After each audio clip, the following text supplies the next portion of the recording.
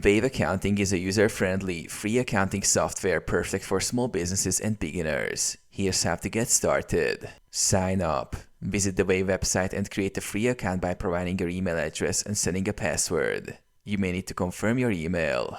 Set up your business. After logging in, follow the prompts to set up your business profile.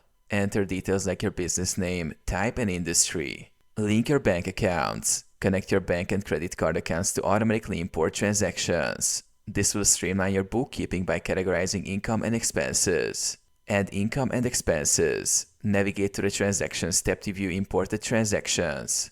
You can also manually add income and expenses by clicking Add Income or Add Expense. Create invoices. Use the Invoices section to create and send invoices to clients. Customize them with your logo and payment terms. Run reports. Access the Reports section to view financial statements like profit and loss and balance sheets to assess your business's financial health.